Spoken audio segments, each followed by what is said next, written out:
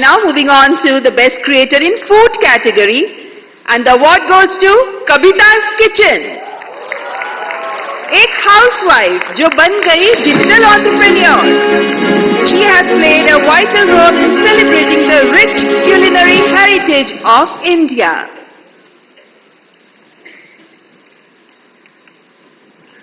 कविता जी, बहुत बहुत बधाई आपको. धन्यवाद सर. सच्चाई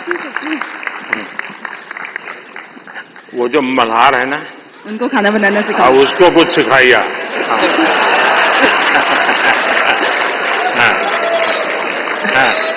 सर धन्यवाद इस पुरस्कार के लिए.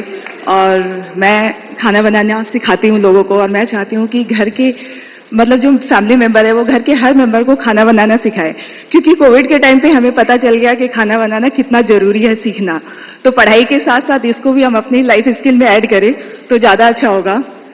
और साथ में मैं चाहती हूँ कि जैसे स्कूल वगैरह में हम बच्चों को बाकी चीजें पढ़ाते हैं, तो उसके साथ अगर हम एग्रीकल्चर भी सिखाएं तो बच्चों को ये पता चलेगा कि एक अनाज उगाने में कितना मेहनत होता है. तो शायद उसकी वजह से फूड वेस्टेज कम होगा. और खाना बनाने में कितनी मेहनत होती है तो उसकी वजह से भी वेस्टेज को हम रोक सकते हैं. तो ये मेरी सोच है. मैं चाहती हूँ कि ऐसा अगर हो तो फ्यूचर में अच्छा होगा. अच्छा हुआ आप इस काम को किया और आपके कारण लोग जानेंगे, कि वरना हमारे गुजरात के लोगों का एक स्वभाव रहा है, वो सैटरडे शाम को कहीं के रेस्टोरेंट ढूंढते रहते हैं, फास्ट फूड. और फिर वहां मैक्सिकन कहाँ मिलेगा, पिछले सप्ताह मैक्सिकन लिया, इस बार इटालियन कहाँ मिलेगा. और अगर वो कुल्लू मनाली जाएंगे तो यार गुजराती डिश कहाँ मिलेगा.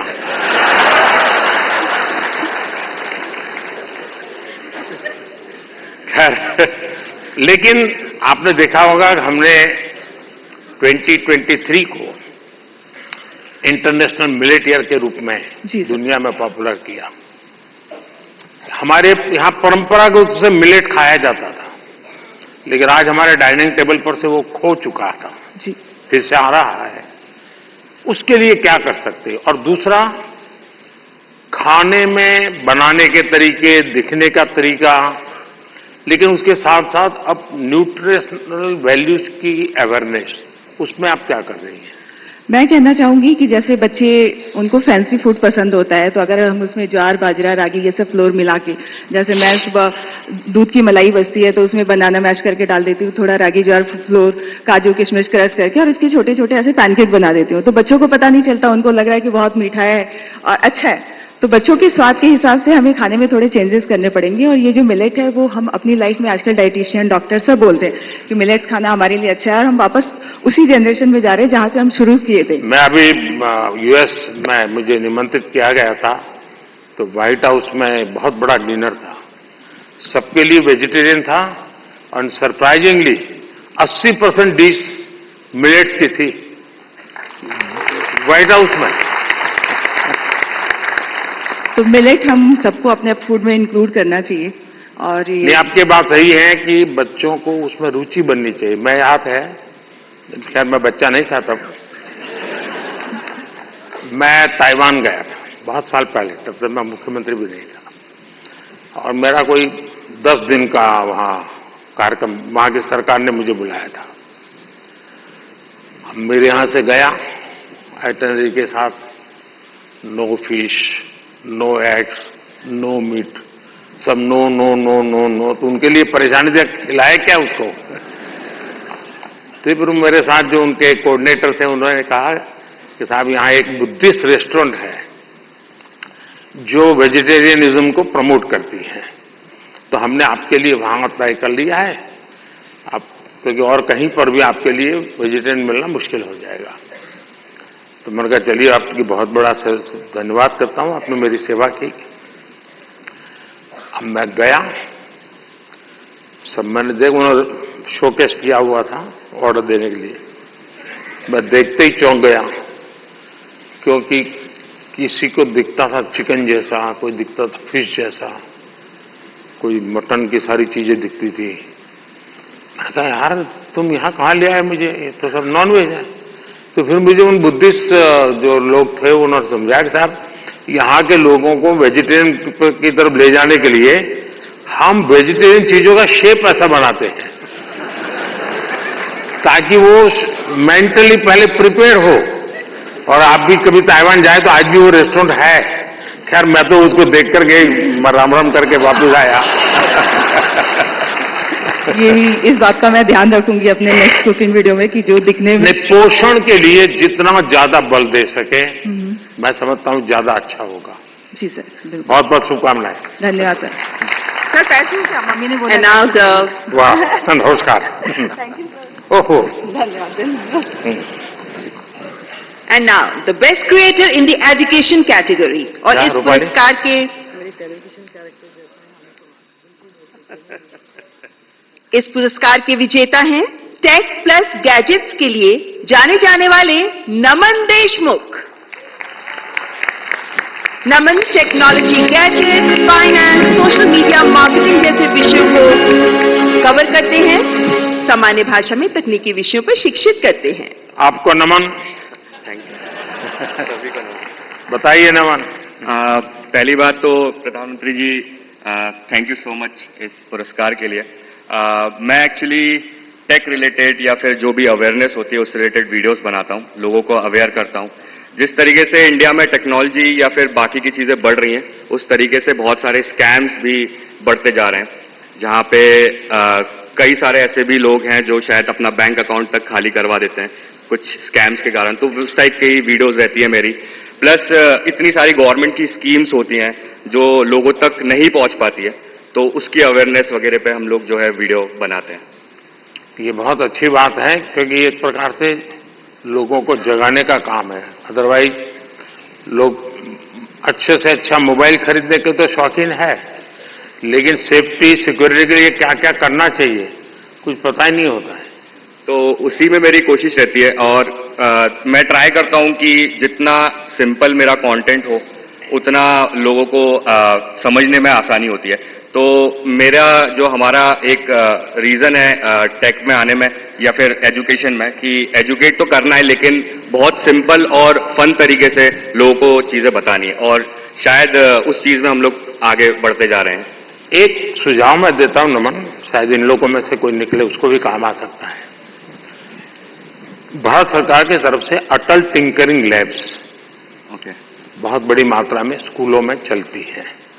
भारत सरकार पैसे भी देते हैं और छोटे छोटे बच्चों के लिए है वो, 5वीं 6वीं 7वीं कक्षा की, और टेक्नोलॉजी के लिए ही है। उनका साइंटिफिक टेम्पर तैयार करने के लिए। लेकिन मैं उन दिनों इन बच्चों को जब मिलता हूं, क्या चीजें बना बना के लाते हैं, क्या सोच करके लाते हैं। कभी आप ऐसे अटल टिंकरिंग लैब में जाकर के उसको अगर कभी कवर करें तो हो सकता है कि ये बहुत बड़ा हमारे बच्चों को। और दूसरा मैंने देखा चंद्रयान लैंडिंग के बाद हमारे देश में साइंटिफिक टेम्पर के प्रति बहुत बड़ी रुचि बनी है। बच्चों को लगने लगा है कि हमने साइंस मैथ की दुनिया में जाना चाहिए। और ये आप लोग जो क्रिएट करते हैं चीजें, हमारे बच्चों को साइंटिफिक दुनिया में जाने के लिए प्रेरित करने वाली जितनी चीजें करेंगे बहुत बड़ी सेवा होगी। प्रधानमंत्री जी, मैं ये आपकी जो बात है वो जरूर मतलब उस चीज पे भी मैं वीडियो बनाने वाला हूँ फॉर श्योर। और जितनी भी चीजें होती है, जितना भी हम वीडियो बनाते हैं अवेयरनेस को लेके, मैं इस चीज को लेके बहुत ज्यादा खुश होता हूँ कि लोग एजुकेशन के प्रति बहुत ज्यादा आज के टाइम पे आगे बढ़ते जा रहे हैं और लोग सीखना चाह रहे हैं। तो सोशल मीडिया एक ऐसा प्लेटफॉर्म बन चुका है जहां पे लोग अच्छे तरीके से बहुत सारी चीजें सीखते हैं। तो जो आपका सजेशन है उसके लिए मैं 100% काम करने वाला हूँ। बहुत बहुत बधाई। Thank you sir. Best health and fitness creator award के विजेता हैं अंकित भाई अनपुरिया, एक फिटनेस इन्फ्लुएंसर जो अपने 75 हार्ट चैलेंज के लिए बहुत मशहूर हुए और आप फिटनेस के साथ साथ आध्यात्म को भी जोड़ते हैं। अंकित भाई अनपुरिया। कहा अंकित साई राम है, वाह। बताओ जरा अपना वाक्य। राम राम भाई सारा ने। बहुत बहुत बधाई। बहुत बहुत धन्यवाद। सुनाइए सबको और चैलेंज भी दे दीजिए आप। तो चैलेंज तो ये है भाई, मतलब डेली वर्कआउट करना। आप कुछ भी काम करते हो, क्योंकि नुका यार दुनिया में 2.5 सुख है। पहला सुख निरोगी काया, दूसरा अच्छी नींद और आधे में आ जा और बच्चा और सब कुछ है। तो भाई पहला सुख निरोगी का है तो अपनी हेल्थ ही काम करो, चाहे आप कोई भी काम करते हो थोड़ा बहुत टाइम अपने थी काटो जरूर। बहुत बहुत बधाई। और गेमिंग क्रिएटर कैटेगरी के विजेता हैं ट्रिगर्ड इंसान के नाम से जाने वाले निश्चय। आप यूट्यूबर हैं, लाइव स्ट्रीमर हैं, गेमर हैं और आपकी कमेंट्रीज के लिए बहुत फेमस हैं। निश्चय, बहुत बहुत बधाई। Thank you sir, thank you so much. सुनाइए, कुछ ट्रिगर हो जाए। सबसे पहले तो thank you for this award PM sir. And मैं जेन्युइनली इतना ज्यादा नर्वस हूँ, मैंने कुछ नहीं सोच रखा था, मुझे पता नहीं था कि यहाँ पे आके कुछ बोलना पड़ेगा। जब मैंने देखा सब आके कुछ बोल रहे तब से मैं सोच रहा था, लिख रहा था फोन में कि क्या बोलूंगा, एंड अभी भी नहीं पता क्या बोल रहा हूँ। बस एक चीज बोल रही थी कि गेमिंग कैटेगरी में ये अवार्ड दिया गया है, तो उसके लिए बस थैंक यू बोलना था सर कि गेमिंग को भी रिकॉग्निशन मतलब मिल रही है and it's a big thing, so thank you so much. बहुत बहुत शुभकामनाएं। Thank you sir, thank you so much. And the next category best micro creator, और इस कैटेगरी के विनर हैं अरिदमन, जो वैदिक एस्ट्रोलॉजी और एंशिएंट इंडियन विजडम पर काम करते हैं। आप आध्यात्म पर काम करते हैं और ज्योतिष पर काम करते हैं और सबको प्रेरणा देते हैं। ओहो भैया झुको मत। बहुत बहुत बधाई। तो आज क्या कार्यक्रम है? आज का बस यही कार्यक्रम है। नहीं, इसलिए ये सारे लाइन लगा के खड़े रह जाएंगे, क्योंकि ज्योतिष ऐसी चीज है कोई भी हाथ दिखाता है। मैं अपना बचपन का एक अनुभव बता दूं। मैं ट्रैवलिंग करता था बहुत, और कभी आरक्षण रिजर्वेशन तो कोई सोचना ही नहीं था, भीड़ बहुत होती थी अनरिजर्व डिब्बे में। तो मैं क्या करता था, देखता था कि हाँ थोड़ा मौका है, तो मैं किसी का हाथ पकड़ के शुरू करता देखना। तुरंत लोग मेरे लिए सीट की व्यवस्था करते थे।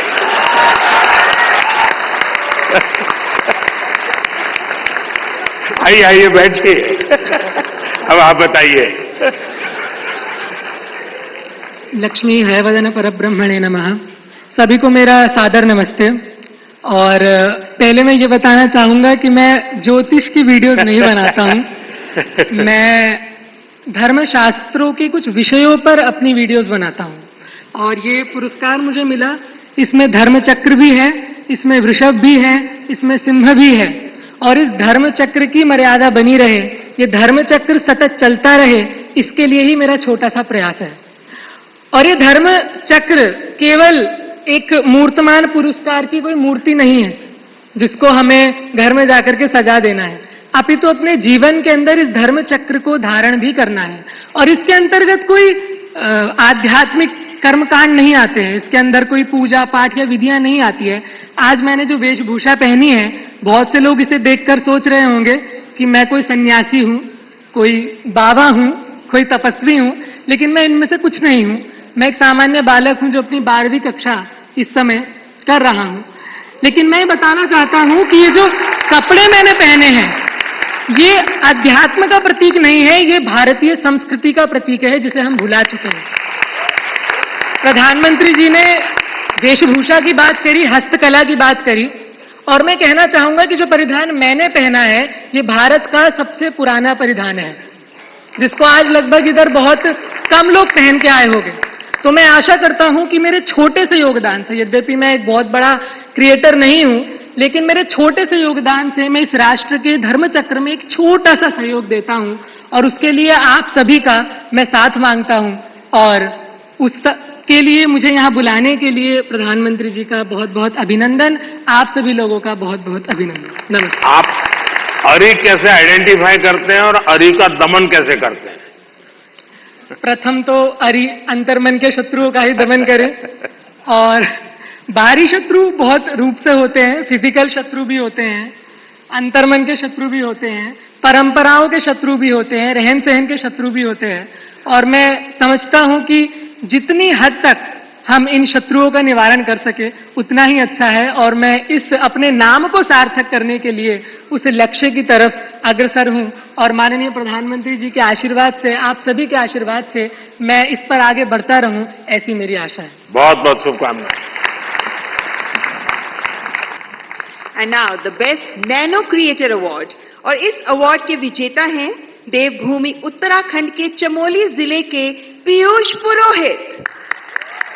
पीयूष जो स्थानों की, लोगों की और उन क्षेत्रीय त्योहारों के बारे में बताते हैं जिनके बारे में लोगों को बहुत कम पता होता है। जोरदार तालियां पीयूष पुरोहित के लिए। पीयूष बधाई हो। सुनाओ। सर मैं उत्तराखंड से हूँ और चमोली से हो। हाँ जी।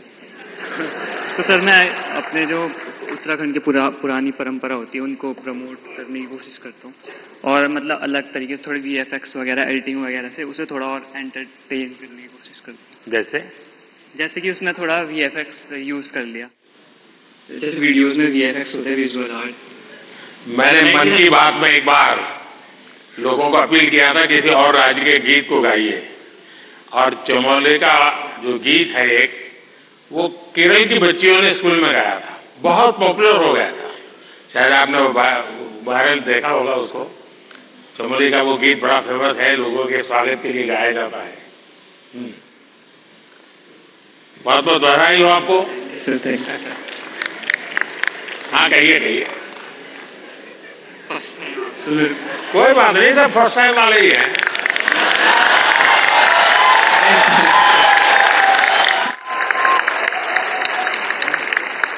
Thank you sir, thank you.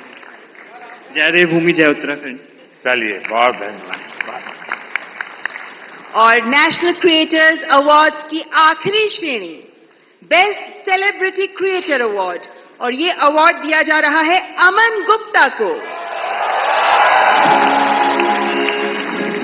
एक उद्यमी के तौर पर अपनी सफलता और अपने इनोवेटिव बिजनेस स्ट्रैटेजीज के लिए मशहूर शार्क टैंक इंडिया में भी शामिल अमन गुप्ता। अमन, बहुत बहुत बधाई हो। सर आप तो आप सक्सेसफुल है अपने जीवन में भी और दुनिया को भी दिखा रहे हो, जरा बताइए। तो सर 2016 में जब startup India, stand up India आया था, हमने अपनी कंपनी स्टार्ट करी थी सर। बोट तो जब हमने स्टार्ट करी थी तो लोग बोलते थे कि ये क्या कर लेंगे, ऐसा छोटा सा ब्रांड है, कुछ नहीं कर पाएंगे। और आज सर 2024, 7 साल बाद sir, we are world's second largest sir, विश्व second largest audio brand sir. 2021 में सर कोविड आया सर, हमारा सारा सामान इंडिया के बाहर बनता था सर। 2021 में आपने मेक इन इंडिया स्टार्ट किया सर, यहाँ पहन के घूमते हैं सर प्राउडली हम। और सर आज की time sir 70% of our products are now made in India sir. तो सर अभी अगला हमारा बस यही विजन है सर कि इंडिया से कोई ब्रांड, अच्छा ब्रांड इंडिया से बाहर जाए। और जैसे यहाँ पे जब कोई फिरंगी प्रोडक्ट आता है और लाइन लगती है, हम चाहते फिरंगी भी हमारा प्रोडक्ट लाइन लगा के खरीदे सर। बहुत बहुत बधाई। बहुत बहुत बधाई। Thank you sir. Thank you. बहुत बहुत आभार माननीय प्रधानमंत्री जी, ये पुरस्कार प्रदान करने के लिए आपका बहुत बहुत शुक्रिया। मैं दोनों जजेज और भी 2 लोग थे, लेकिन शायद वो बाहर है। मैं जजेज का बहुत धन्यवाद करता हूँ, इतने शानदार लोगों को परिचय करवा दिया आपने। बहुत बहुत बधाई आपको। रूपाली गांगुली जी।